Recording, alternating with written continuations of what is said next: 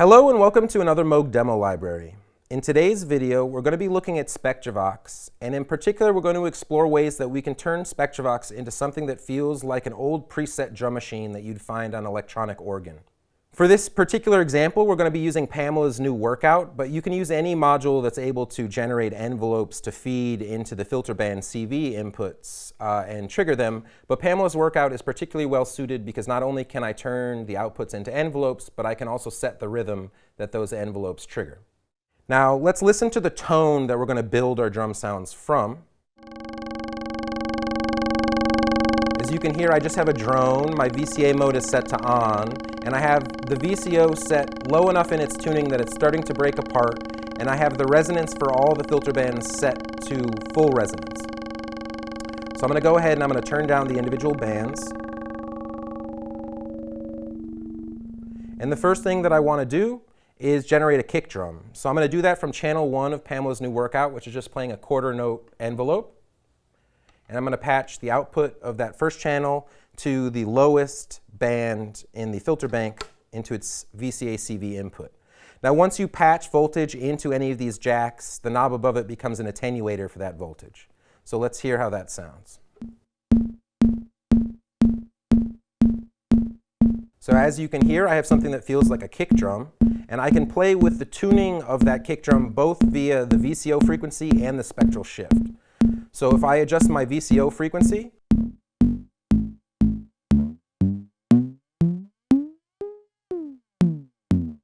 you can hear I can tune that drum, but I'm also able to tune it with a spectral shift.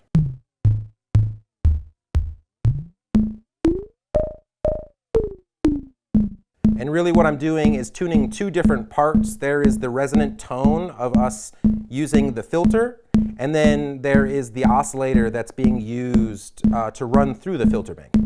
So the next thing that I'm going to do is I'm going to take the second channel of Pamela's new workout, which is playing a Euclidean pattern, and I'm going to feed that into filter band 3's VCA CV.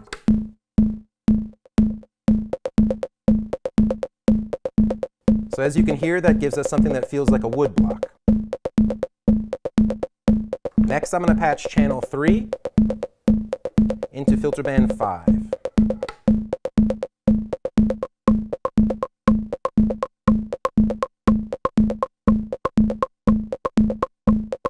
Now I want to make something that feels like a snare drum, so I'm going to take channel 4 on Pamela's workout, and I'm going to feed that into filter band 8.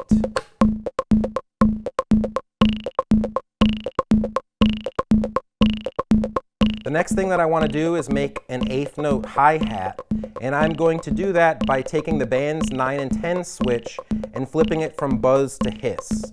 And what that does is it takes the oscillator that's feeding bands 1 through 8 and it replaces that oscillator with a noise source just for bands 9 and 10, so we can get something that's a little bit noisier. So I'm going to take channel 5 from Pamela's workout, and I'm going to feed that into band 10.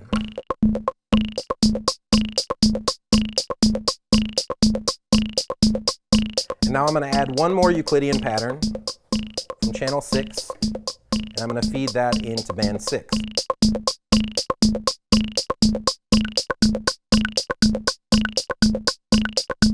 So now that I have a pattern playing, I can once again tune all of the drums by adjusting the VCO frequency or the spectral shift.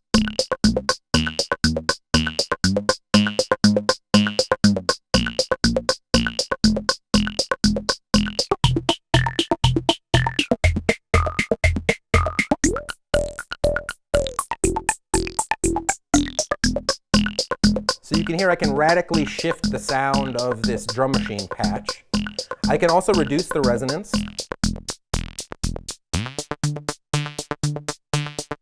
And just listen to how it sounds using unresonant filters opening and closing while processing the oscillator. I can change the oscillator's wave shape.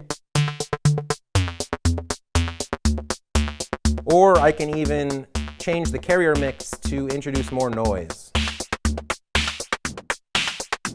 And with the noise, it's nice to turn the resonance back up.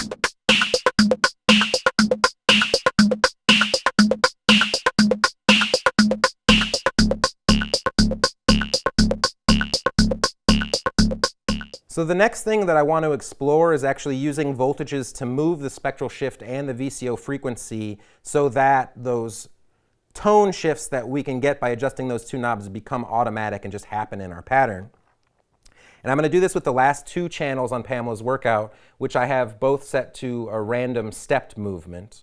I have channel 7 set to move every 2 bars, and I'm going to feed that into the volt per octave input. So let's hear how that sounds first.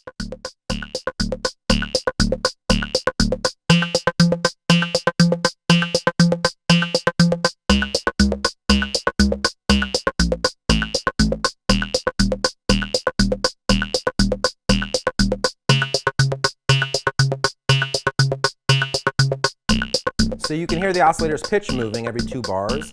And now I'm going to take another stepped random that's moving twice as fast, and I'm going to feed that into the spectral shift input.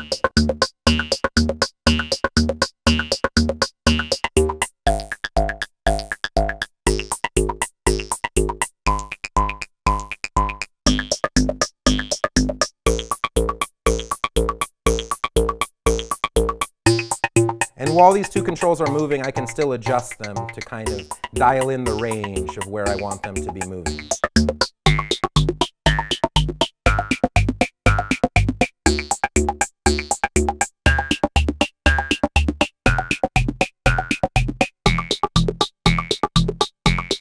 I can also introduce some of the LFO movement that we can use to control spectral shifting while it's stepping around.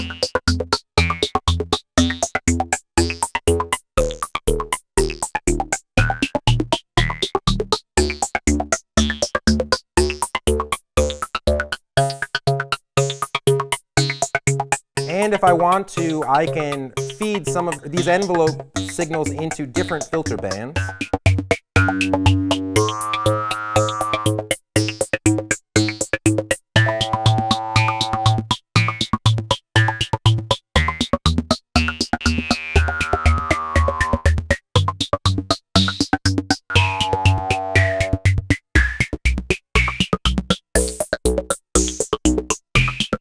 And for the filter bands where I'm not feeding any voltage information, I can turn those channels up if I just want something like a drone in the background.